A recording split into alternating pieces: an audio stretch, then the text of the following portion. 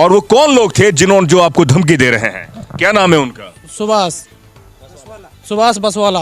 अच्छा। वो मंत्री जी के पीओ का जानकार है उससे, अच्छा। है ना। तो उन्होंने ये बोला कि तू कितने में बिका है, अच्छा। तुझे पत्रकार ने कितने रुपए दिए हैं, हाँ अच्छा। तुझे कितने रुपए दिए हैं पत्रकार ने, अच्छा। ये सब बोलने के लिए। क्या मैंने आपको कोई पैसा दिया? नहीं सर, हाँ। मुझे कोई पैसे नहीं दिए गए। इन्होंने मेरी हालत देखकर ये मेरी न्यूज़ चलाई थी और मुझे कुछ भी नहीं मिला है, न गवर्नमेंट से मिला है, न किसी ने मुझे कुछ दिया है। मंत्री साहब भी आए थे यहाँ पे, बालकनाथ जी भी आए थे, तो उन्होंने कुछ भी सुनवाई नहीं की है। किसी ने भी नहीं सुना, ना बालकनाथ ने ना मंत्री जी ने, ना किसी ने भी नहीं सुनी थी, है ना। क्या मैं आपको पहले जानता था? नहीं सर। नहीं जानता था ना। आपको कह रहे हैं, आपको धमकी दी गई कि आप कितने में बिके हैं। नमस्कार, मैं डॉक्टर महेश वर्मा, मेरे साथ विकास हैं, विकास कुमार। हम तकरीबन 3-4 दिन पहले इनके पास आए और हमने अपने YouTube चैनल पर और Facebook पेज पर एक खबर लगाई कि समाज कल्याण विभाग से इन्होंने कई बार गुहार करी, निवेदन किया, लेकिन उसके बावजूद भी जो ये रिक्वेस्ट कर रहे थे समाज कल्याण विभाग से, सामाजिक अधिकारिता विभाग से, उनकी सुनवाई नहीं हो पाई। इन्होंने 2021 में अपने बच्चों के पालनहार के लिए और पेंशन के लिए आवेदन किया, लेकिन तकरीबन 3 महीने से इनको मात्र पालनहार 2 बच्चे हैं, उनको 750 रुपये मिल रहे हैं। और वहीं तकरीबन 1 साल पहले जून जुलाई से इनको पेंशन मिल रही है, जो इस समय 1000 रुपये हो गई है। अब देखिए कि हमने ये खबर चलाई थी रैंडमली, मैं इनको जानता नहीं था। हम चुनाव की कवरेज कर रहे थे, तो मुझे जब मैं इस घर में आया तो मैंने देखा कि इस व्यक्ति के अपाइज, दोनों हाथों से अपाइज हैं, पैर से अपाइज है, बिजली के करंट से इनके दोनों हाथ चले गए और पैर चले गए। हमारी भी ये मांग थी कि समाज कल्याण मंत्री जो टीकाराम जूली हैं और इसी क्षेत्र के विधायक भी हैं, इनकी गुहार सुनेंगे। लेकिन जब हमने ये खबर लगाई तो न जाने ऐसे कौन कौन लोग थे जो इनको धमकी दे रहे थे। इन्होंने कहा कि मुझे धमकी मिल रही है कि कितने में बिका है। अब सोचिए, जिस इंसान जो संघर्ष कर रहा है, वो आदमी के लिए हम भी एक पत्रकारिता का नैतिक धर्म निभा रहे हैं और उससे कह रहे हैं कि कितने में बिका है।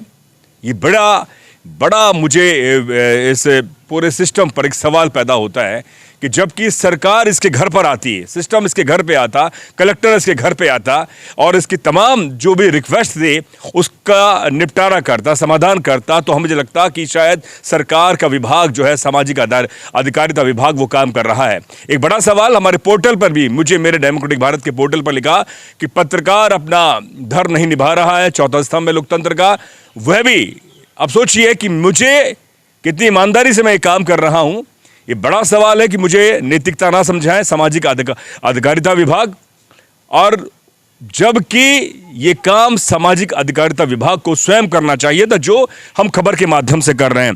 विकास, आपके पास मंत्री जी ने आपके साथ फोटो भी खिंचवाया, मंत्री जी ने आपको आश्वस्त किया, और वो कौन लोग थे जिन्होंने जो आपको धमकी दे रहे हैं? क्या नाम है उनका? सुभाष बसवाला। अच्छा। वो मंत्री जी के पीओ का जानकार है उससे, अच्छा, है ना।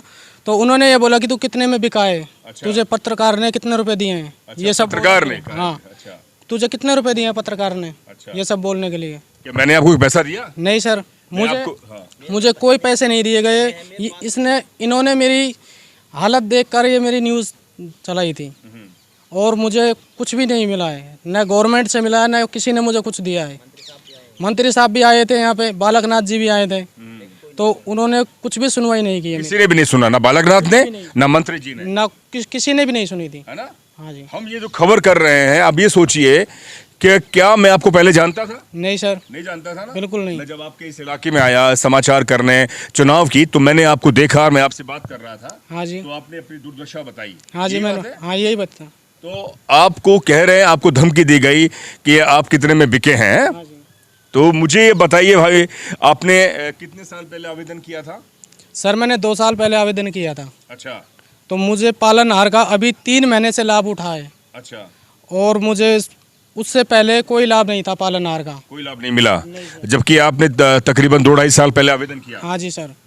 और जब आप फिर क्या कहा उन अधिकारियों ने आपसे? अधिकारियों ने बोला कि आपको पेंसिल मिल रही है, आपका पूरा काम हुआ है, कमेंट बॉक्स में लिख के भेज रहे हैं। अच्छा, जब मैंने खबर चलाई तो वो कह रहे हैं कि पूरा काम हुआ, पूरा काम हुआ, पूरा लाभ मिला हुआ है आपको, ये सब झूठ बोल रहे हैं। झूठ बोल रहे थे वो। हाँ अच्छा, जब मैंने खबर चलाई उसके बाद में कमेंट्स उन्होंने किया कि आपको सारा मिल रहा है, जबकि ऐसा नहीं था। कुछ भी नहीं है सर। नहीं था ना? नहीं सर।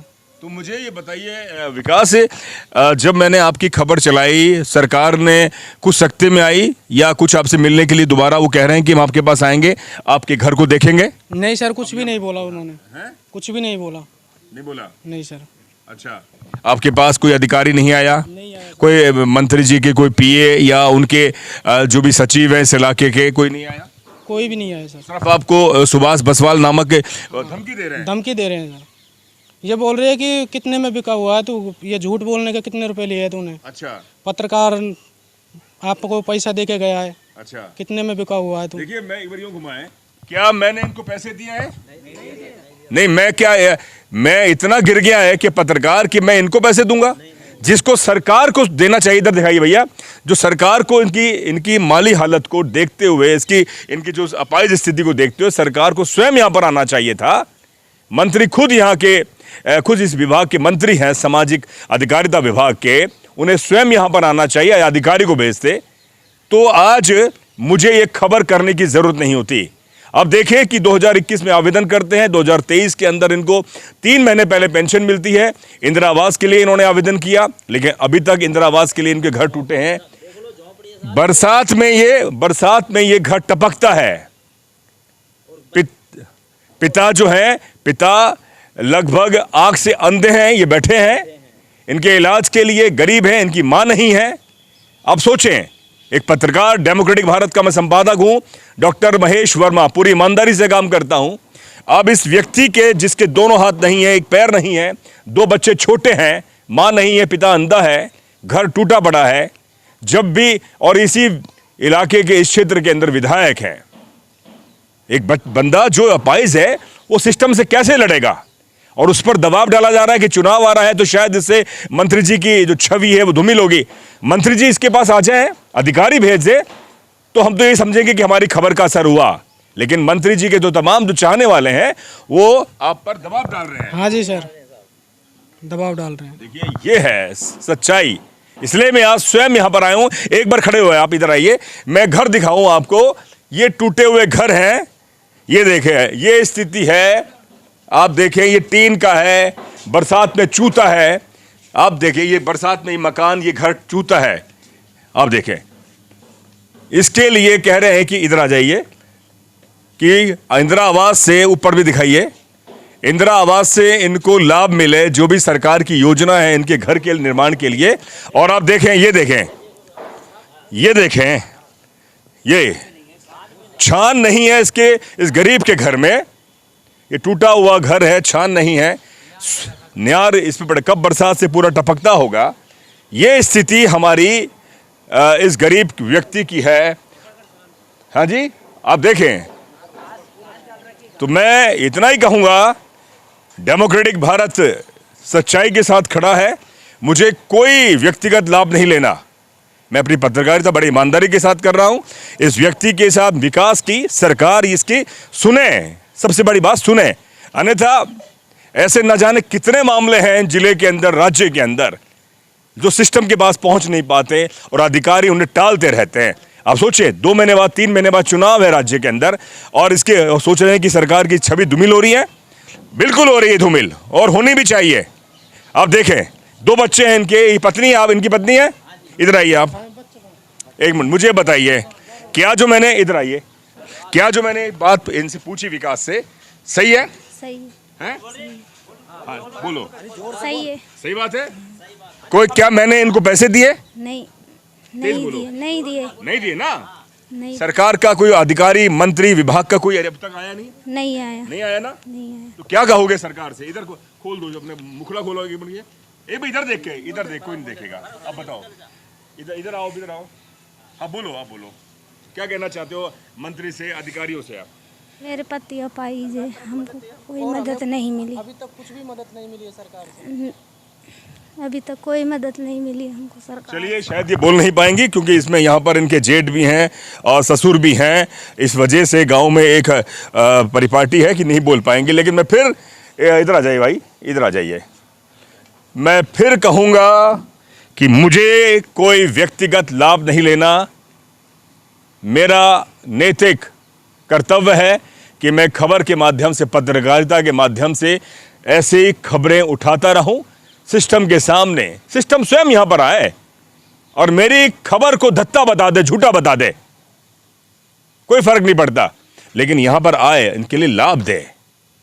जब जाके लगेगा कि हाँ सरकार ने कुछ काम किया, उनके अधिकारियों ने काम किया है। अधिकारी मुझे कमेंट्स लिख रहे हैं कि पत्रकारिता आपको, आप कितने में बिके हैं, आपने कितना पैसा दिया है, आपने धूमिल करी है। सोचिए, जिसके व्यक्ति के पास 3-3 साल से आवेदन करता है, ये कागज ये रहे।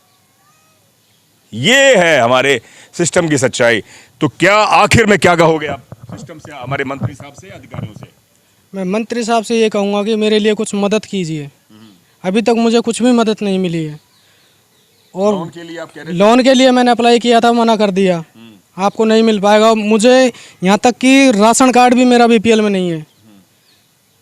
राशन कार्ड आपका बीपीएल में नहीं है? बीपीएल में नहीं है सर। तो जो गैस है वो आपको नहीं मिलती है 550 रुपए की? नहीं मिलती है सर। अच्छा। और लोन के लिए आपको जो कलेक्टर साहब से आपके पास अपनी एप्लीकेशन दी, हाँ जी, कुछ हुआ नहीं उसमें? अभी तक कुछ भी नहीं हुआ।